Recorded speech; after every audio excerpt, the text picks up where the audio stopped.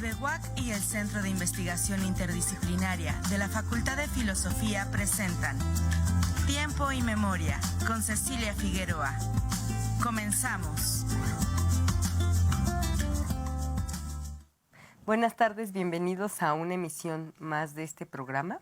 Hoy vamos a hablar de bioética, de las implicaciones de la bioética en este presente, y para ello nos acompaña quien coordina la especialidad en ética de las investigaciones en la Facultad de Filosofía de esta universidad. Él es el doctor Francisco García Aguilar. Francisco García Aguilar, muchas gracias por acompañarnos en Tiempo y Memoria. Platícanos, tú tienes una formación interesante. Eres abogado, eres licenciado en filosofía, abogado, doctor en filosofía, sí. Y entonces tu especialidad es, pues obviamente esta ética de las investigaciones, esta bioética, pero desde estas dos disciplinas, ¿no? Que sí, pareciera que están peleaditas, pero tú ¿cómo las concilias? Claro. Bueno, pues muchas gracias por la invitación. Es un gusto estar aquí en un programa de mucha tradición. Claro, este tránsito entre filosofía y derecho para mí resultaba importante porque podría decir en principio que hay cosas que las normas no resuelven. Digamos que hay ciertas necesidades que escapan del campo normativo positivo y que se desarrollan en las escenas cotidianas y ordinarias. Tú y yo podemos, por ejemplo, resolver un conflicto, muchas veces, digamos, situados en un escenario distinto al que la norma hubiera previsto, ¿no? Por ejemplo, cuando tenemos un choque, ¿no? Con nuestros autos, en fin, preferimos no llamar a la autoridad y entre tú y yo llegar a un acuerdo, y ese acuerdo puede ser incluso muchas veces mejor. Entonces, me parece que es natural, detrás de una norma jurídica siempre hay un presupuesto de carácter antropológico, de carácter ético, es decir, un presupuesto filosófico que nutre a esa norma. Y esos presupuestos también hay que examinarlos, hay que indagar sobre ellos, hay que intentar comprenderlos, porque de lo contrario nuestra noción de lo adecuado o lo inadecuado se acartona, ¿no? Porque finalmente la norma es el deber ser, ¿verdad? Pero el contexto y la realidad siempre se imponen y ahí es donde entra la filosofía, la antropología, me decías que la bioética no se circunscribe a lo humano, que también estudia a los llamados animales no humanos. En ese sentido, ¿me puedes decir qué aspectos o qué perímetro abarca la bioética? Claro. En general, te decía, cuando hablamos de bioética, estamos pensando en el cuidado de los sujetos que forman parte de un proceso científico, tecnológico o social y, naturalmente, en el cuidado del entorno. Es decir, cuando los seres humanos llevamos a cabo procesos de esta naturaleza, es decir, innovaciones tecnológicas, científicas o sociales, siempre hay sujetos implicados y siempre hay un espacio que se ve alterado por esta iniciativa que tomamos. Y naturalmente podemos pensar que nuestras iniciativas están justificadas. Queremos quizá vivir mejor, tener mejores condiciones, pero no a cualquier costo. Y es ahí donde entra la bioética. Ponme el ejemplo, porfa, del COVID, de la vacuna. Ahí cómo, la bioética, ¿cómo operó? Claro. Naturalmente estábamos en una situación de emergencia y por lo tanto estos procesos para generar vacunas frente a la presencia del SARS-CoV-2 significaba una tarea pues para todos los implicados en la investigación de este tipo de enfermedades. Y por supuesto que llevábamos prisa, pero otra vez el costo a pagar no podría ser cualquiera. Es decir, hay que establecer límites, por ejemplo, en aquellas personas con quienes vamos a explorar la aplicación de la vacuna. No podemos eventualmente situarlas en un escenario de riesgo que no tenga controles. Entonces, ese es el papel de la bioética, precisamente ponderar, porque queremos alcanzar un beneficio, pero ese beneficio no puede suponer un costo que resulte irreparable. Entonces, la bioética se va guiando por parámetros de esta naturaleza, por criterios que responden a toda una tradición jurídico-filosófica, por ejemplo, a través de principios como beneficencia, no maleficencia, autonomía, justicia, que en resumen apuntan hacia ese cuidado de los sujetos que forman parte de un proceso que apunta, digamos, hacia un objetivo justificado, pero que requiere tener límites para que al final nuestro tratamiento del problema no se vuelva peor de algo que queríamos combatir, ¿no? Uh-huh. Por ejemplo, pero también hay, depende de la cultura y el contexto, ¿no? Por ejemplo, en Estados Unidos, los médicos sí pudieron experimentar, porque como tú dices, era una situación de emergencia. Entonces sí dijeron, bueno, pues vamos a armarles aquí un coctelito de medicinas, finalmente pues, se va a morir, ¿no? Y en México no, en México era tu paracetamol y pues a ver, que Dios te bendiga y que tu sistema inmunológico funcione, porque si no, bye, ¿no? Entonces, como abogado, ¿nos puedes explicar cómo opera esto desde el punto de vista de la bioética? O sea, ¿cómo depende de culturas, circunstancias, contextos? Claro. Bueno, esto es muy importante. A ver, los sistemas jurídicos no son exactamente igual en todos lados, ¿verdad? Y sin embargo, los desafíos que compartimos pueden representar un reto para todos. El tema del COVID significó eso, no solamente representó un desafío, digamos, para nuestras capacidades técnicas, para desarrollar un tratamiento a una vacuna adecuada, significó un desafío para nuestros propios alcances éticos y jurídicos. No estaba, de cierto modo, no teníamos un manual de qué se hace en este caso, por ejemplo, para que existan, digamos, criterios únicos en todos los espacios que indicaran una misma ruta o que admitieran un solo tipo o cierto tipo de vacunas. Es decir, hubo una tensión entre la manera en que cada sistema jurídico trataba su propio escenario. Ahora, por supuesto que existen referentes internacionales que orientan este tipo de acciones y esta toma de decisiones, pero estos referentes internacionales no necesariamente son vinculantes. Uh-huh. ¿Qué quiere decir que no son vinculantes? Que no tienen una coercitividad muy bien delineada. Entonces, hay un cierto margen de acción que permite lo que tú estás comentando, que en algún sistema jurídico, en algún Estado-nación, en algún país, se den estiren la liga un poco más que en otros censuren, por ejemplo, cierto tipo de vacunas y que en otros los permitan, ¿no? A ti y a mí, probablemente a mí me tocó la vacuna que le aplicaban a los docentes, que en ciertos sistemas no estaban todavía validadas, pero aquí sí, ¿no? Entonces, por supuesto, a eso me refiero, ¿no?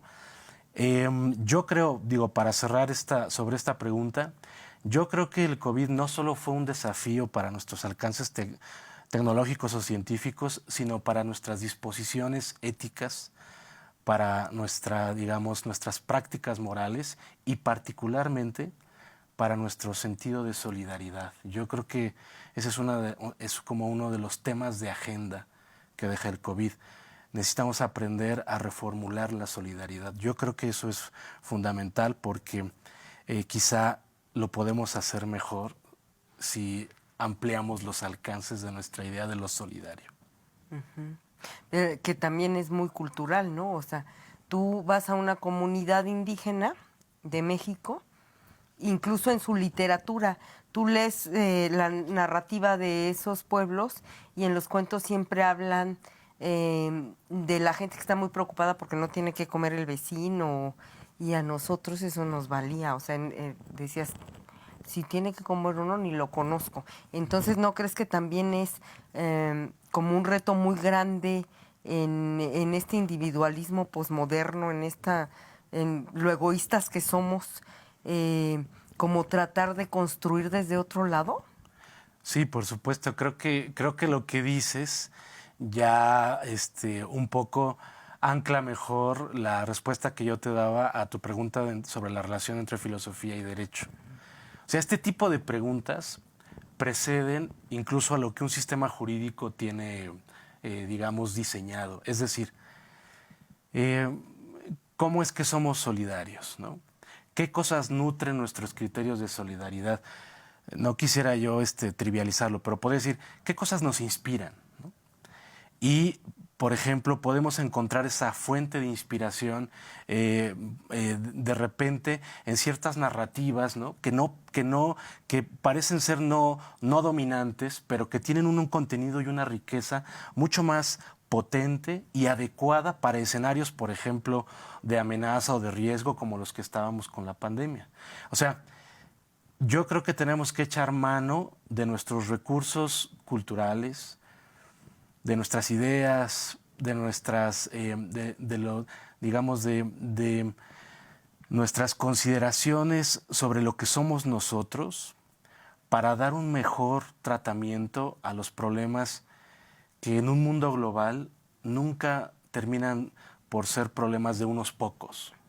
En un mundo global los problemas siempre son problemas de todos y creo que tenemos que echar mano de estos recursos culturales, filosóficos, para encontrar mejores narrativas que resulten más generosas y más solidarias, ¿no? Porque además, ¿sabes qué? Es por sobrevivencia, nos contaron como el cuento al revés, ¿no? O sea, nosotros ya pertenecemos a una sociedad en donde yo lo mío, soy competitivo, soy mala onda, cuando si tú y yo estamos aquí sentados y la humanidad sobrevivió a toda la adversidad por siglos y milenios, es gracias a la solidaridad, no al individualismo, ¿no? Pero se nos olvida.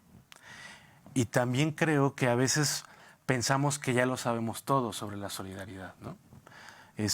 Tantos pensadores, tantos referentes religiosos, es decir, tanta especialización, y de repente creemos que sobre esto ya lo hemos dicho todo y que todo está perfectamente trazado.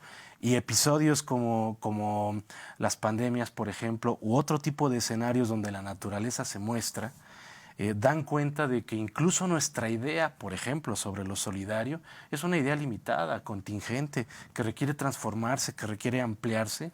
Y otra vez, muchas veces la norma jurídica no tiene, digamos, y es su propia naturaleza, no puede echar mano de algo que le permita, ¿verdad?, nutrirse, ampliarse, y entonces echamos mano de otro tipo de recursos, como puede ser la deliberación filosófica, por supuesto la ética, y también, digamos, el imaginario cultural. Te quería preguntar, porque hablaste de la norma en cuanto a los asuntos de bioética que no son vinculantes, es decir, que sucede un poco, voy a dar un ejemplo por analogía, los derechos humanos en México, ¿no? Y bueno, en el mundo. Es un organismo autónomo, pero que solo emite una recomendación: no te portes mal, no seas malcriado, punto, ¿no? Ni te vas a la cárcel, ni hay, digamos que facturas que pagar por algo que hiciste mal, ¿no? Eso es como lo vinculante. Entonces, en el caso de la bioética, ¿qué tan poder coercitivo tiene? Ninguno. O sea, si en México hay una empresa que produce el shampoo y que prueba con animales y se quedan pelones y sufren y se cometen crueldades, como hemos visto de experimentos en animales, no pasa nada. ¿Qué tanto la bioética, a través de las organizaciones que se han creado, de los mecanismos jurídicos, puede impactar en que eso no siga ocurriendo? Bien. En principio, como te decía, la bioética nutre nutre, consolida, da sentido a todos los mecanismos que tenemos para hacer frente a esto que acabas de mencionar. O sea, para hacer frente a un deterioro del entorno y un daño de los sujetos que formamos parte de él, la bioética aparece para ofrecer un horizonte de posibilidades y de decisiones que enfrenten esas situaciones. Ahora, ¿cómo se traduce la bioética, digamos, cómo se traslada a un campo de efectividad, ¿no? Que este es como, entiendo la naturaleza, ¿no?, de la pregunta, ¿cómo hacemos que esto se vuelva efectivo? Porque si no, termina siendo un mero discurso, ¿verdad? Bien, te podría poner como caso cómo opera esto en México. En el 2011 hay una reforma a la Ley General de Salud y su subsecuente decreto de un acuerdo que articula un órgano desconcentrado que se llama la Conbioética y que tiene como tarea dar un seguimiento al tratamiento de sujetos humanos en el ámbito de las ciencias de la salud, empezando por ahí, ¿no? Este órgano lo que hace es empezar a llevar a cabo una observación y vigilancia de que efectivamente en aquellos laboratorios, hospitales donde se desarrolle investigación y donde se vean implicados sujetos humanos, existan ciertos parámetros y existan comités que observen que esos parámetros se cumplan. ¿Por qué? Porque si no se cumplen, si bien este órgano no va a ejercer digamos, una acción de carácter penal, sí puede denunciar ante las instancias que ejecutan una acción penal para, en todo caso, insistir en la rendición de cuentas, ¿no? Entonces, lo que te diría es que este esfuerzo, digamos, de la bioética y de la ética en general, siempre es un esfuerzo que se complementa con otros esfuerzos. Por eso, si bien eventualmente estas recomendaciones que emiten órganos no tienen el carácter vinculante, sí dan la pauta para que otras instancias ejecuten acciones puntuales. Y entonces lo importante es que sepamos coordinarnos. Por eso es me parece que es relevante que exista un ejercicio, pues, interdisciplinario, ¿verdad?, entre bioeticistas, abogados, profesionales de la salud, que en un trabajo colaborativo y en conjunto hagan frente a este tipo de desafíos, porque, como te decía, yo creo que en un mundo global la complejidad de los problemas supone que demos soluciones complejas y que participemos todos. Porque cada etapa histórica trae sus retos, ¿verdad? Y ahí y me acuerdo mucho que en diálogos que hemos tenido tú insistes en eso. Ok. Te iba a preguntar, fíjate, hablando de esto de la ética, la bioética, quiero preguntarte, ¿qué diferencia hay entre la moral que conocemos filosóficamente con el concepto de ética y bioética? ¿Cómo se empatan o qué diferencias hay? Muy bien. En general, digo, la discusión es muy interesante, pero en general podríamos decir que la ética es aquella deliberación que llevamos a cabo sobre algo que consideramos aceptable. O sea, es una reflexión para admitir ciertas conductas. La ética es ese ejercicio crítico que pone a prueba cierto tipo de comportamientos. La moral ya es el aterrizaje de esa reflexión. Consideramos que tales prácticas nos parecen aceptables y entonces establecemos códigos morales. ¿Ok? ¿Se vale hacer tal cosa o no se vale hacer otra cosa? ¿Cuál es la relación entre la bioética y, por ejemplo, prácticas morales en este campo? Pues la bioética supone este ejercicio reflexivo que pondera, por ejemplo, cuáles son los alcances de nuestras iniciativas tecnológicas, científicas, sociales, cuál es el riesgo que queremos pagar. Es un ejercicio crítico permanente. Y entonces ese ejercicio deriva en ciertos patrones comunes, prácticas que consideramos de momento aceptables o deseables, ¿verdad? Entonces, Por ejemplo, consideramos que es deseable que todo el que participe de un proceso dé su consentimiento y que pueda alterar su consentimiento aunque haya dicho que sí primero.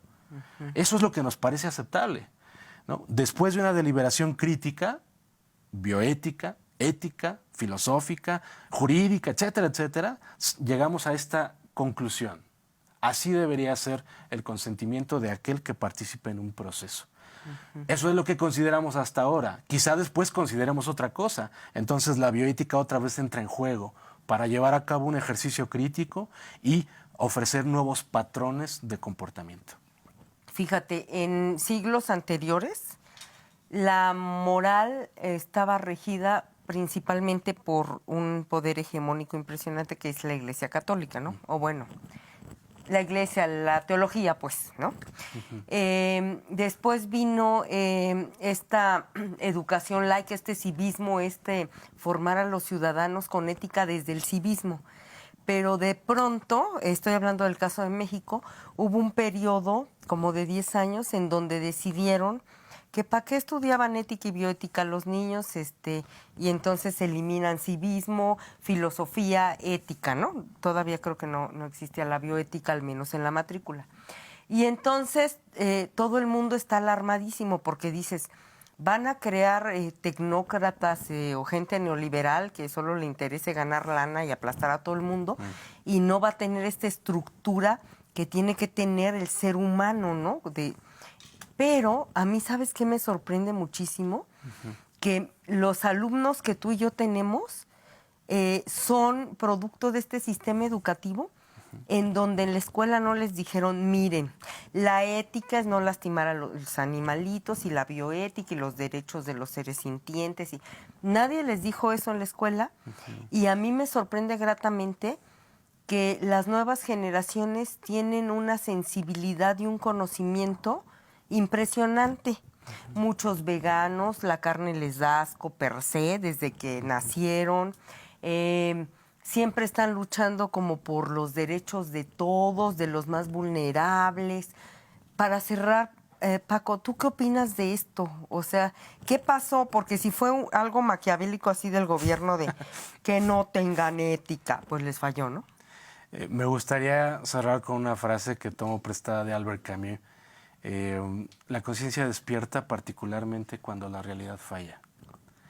Entonces, creo que la realidad misma nos obliga a ampliar los alcances de nuestras consideraciones éticas, de los bordes jurídicos y de la configuración del mundo y de la vida que deseamos tener, aunque no nos hayan enseñado ética en la secundaria. La conciencia despierta particularmente cuando la realidad falla. Y yo creo que a estos chicos, a estas chicas, a estos chiques, a ti y a mí, nos ha fallado la realidad y nos obliga a ir más lejos. Tienes razón. Tan solo no sé qué se sienta porque no soy de esa generación, saber que los que vienen atrás de ti se acabaron el planeta, ¿no? Y te dejaron este desastre, ¿no? En donde hay huracanes, terremotos, tsunamis, pandemias, etcétera. Entonces, esa sería, en el caso de la cita que acabas de mencionar, la realidad que se impone, ¿no? Claro. Entonces, ante eso, ¿qué hacen estas nuevas generaciones? Son mejores que nosotros. Son mejores que nosotros, ¿verdad? Sí. Pues, doctor Francisco Cervantes Aguilar, muchas gracias por habernos acompañado en Tiempo y Memoria. Les recordamos que el doctor está coordinando la especialidad en ética de las investigaciones en esta Universidad Autónoma de Querétaro y también es docente en el área de filosofía de la misma universidad. Y gracias, espero que vengas muchas veces a hablar de muchos temas que dominas. Y a nuestros televidentes nos vemos en la próxima emisión. Buenas tardes. Buenas tardes. TV UAC y el Centro de Investigación Interdisciplinaria de la Facultad de Filosofía presentaron Tiempo y Memoria con Cecilia Figueroa. Gracias por acompañarnos.